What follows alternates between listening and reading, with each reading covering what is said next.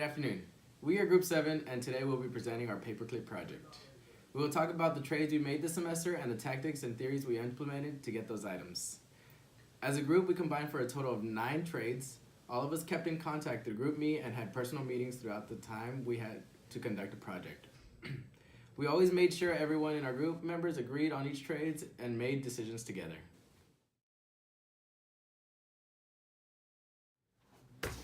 Where to begin?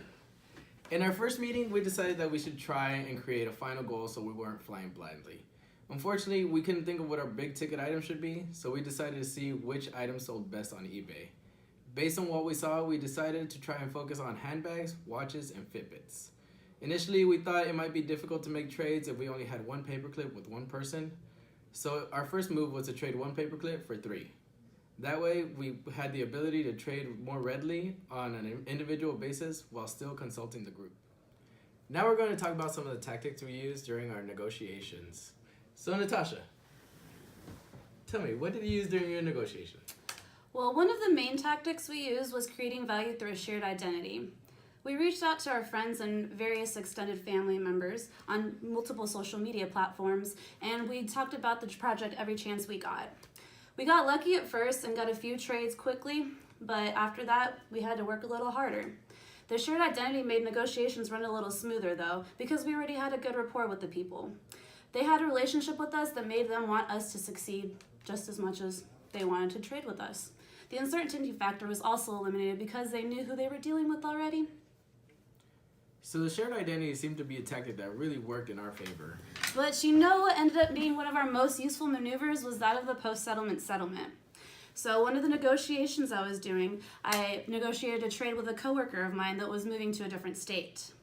We traded the bracelet that we had for a French press and a lamp. Once we were done with that negotiation, we kind of hung out there for a little bit. I was saying my farewells because they were moving away, and then I just so happened to notice that there was a juicer in the corner. It was a very valuable juicer, so I figured it was something that we could possibly trade to get something of value. So I was trying to think of a way to entice them to add that to what they already negotiated with me. I knew that they were moving to a different state and they were downsizing to a smaller place, and they were already running out of space in their U-Haul. So I proposed to them, why not give us a juicer as well, and then that way you'll have more space in the U-Haul and then you don't have to worry about lugging a big juicer around. They thought about it for a moment and agreed after our initial settlement to add the juicer into the mix. The juicer actually led us to trade for the watch, which was the only item that we got pertaining to our original goal. Nice. So after we collected a few small items, we decided in order to get the big ticket items, we needed to go back to the basics and use the ABCs of negotiation. And this worked out extremely well for me when talking to my neighbor one day. He was telling me how much his wife likes a new juicing place we have right down the street. And I immediately thought of the juicer we had traded for that Natasha previously talked about, and how I could try to trade the juicer for an item that would sell relatively easy on eBay. In order to acquire more information, I started to ask him more about how often his wife buys fresh pressed juice and mentioned how pricey I know juice can be. I built up a resource pool by enticing him with the idea of trading for our juicer because I know they have a baby who they feed only organic and vegan food to. I mentioned how much money he could save by teaching his wife to juice at home, and he was thrilled with the idea. Then I told him about our project and how we had a high-end juicer available. Since we were reaching the end of our negotiation deadline, I wanted to focus on our original goal items, so I asked him if he had any watches for his wife or if she had any purses that she did not use anymore. He immediately went and grabbed the fossil watch, and the trade was finalized, and I claimed my share of the resources. Easy as 1, 2, 3. I'm gonna get some lunch. I'll be back. You do that while he's gone. Having a deadline can be really stressful, but in this instance, I made it work to my advantage.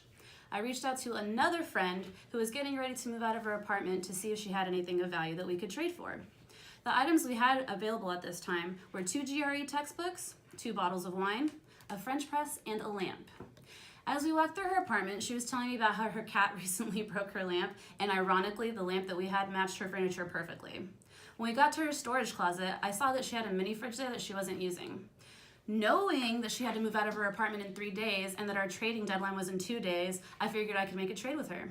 I know she likes coffee and wine, so for the mini fridge, I offered her to trade the French press and the 2 bottles of wine and our lamp. Since the trades don't always go as planned, I presented her with an exploding offer of one day to let me know if she would go through with the deal or not. That way, if she didn't follow through, we would still have a little time to try and trade our items before the final deadline. She agreed on the deal, and we were both relieved to meet our deadlines on time. So Ashley, did you have any hesitations during your negotiations? I actually did.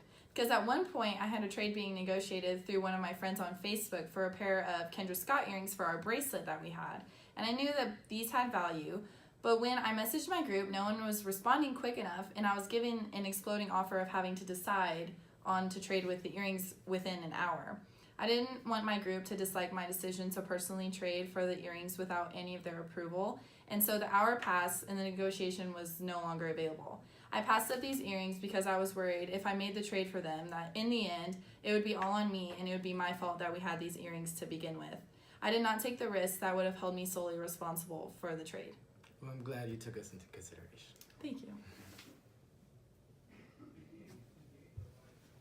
Sorry I'm late. I just flew in from another country and the jet lag and the different time zones. You know how that works. Well, speaking of zones, so bargaining zones. So when it came to sell our items, we had different ideas on what our aspiration price should be. So we wanted to create a large enough bargaining zone that would allow us to leave room for negotiation without getting too close to our reservation price. Well, at least you're not tired like I am. It was really difficult to communicate through email while in another country. Yeah, I can understand that. So the most problematic thing we encountered while selling the items was the temporal synchrony bias. So we had many people that were interested in buying the mini fridge, but one lady in particular made it clear that she really wanted it. And negotiation wasn't the easiest though because we had issues with our communication. And so the fact that we were doing it online and having to work around our schedule and this lady's schedule made coming to a conclusion very challenging. I know how you feel. So after we were finished with all our trades, it was time to sell all our items on eBay. But you know what, Eduardo? Eddie, can I call you Eddie? I prefer Eduardo. All right, Eddie. Unfortunately, though, for us, a lot of the items that we got were targeted to a very narrow market. For instance, we had a Bill Cosby album, a Whitney Houston album, and a Michael Jackson Thriller VHS. The Whitney Houston record is a collectible, as well as a VHS, but in light of recent events, the target market for the Bill Cosby record has greatly diminished. The Whitney Houston record was one that we thought we could get rid of. Unfortunately, it didn't work out that way. We were originally hoping to trade all of these items, but at the end, it just didn't work out that way either. Ending our trading deadline with such a variety of items really made it difficult to sell them. We thought about bundling, but it just wasn't working out in our favor. The watch sold the first day it was on eBay, and the mini fridge got a lot of action, but sadly we could never get the right buyer. Overall, we ended up selling our fossil watch and our 2 GRE books. If we had to wait for the right buyers, we probably would have sold all of our items at the reservation price that we had determined. Where to end? Properly using negotiation tactics can be really advantageous. We found that some of the tactics we used were easier implemented than others. It was very interesting to see that some of the people that we were negotiating with were unknowingly using these tactics against us. At times, when we were stuck in our trades, we found that going back to our ABCs of negotiation helped us get out of these trading ruts.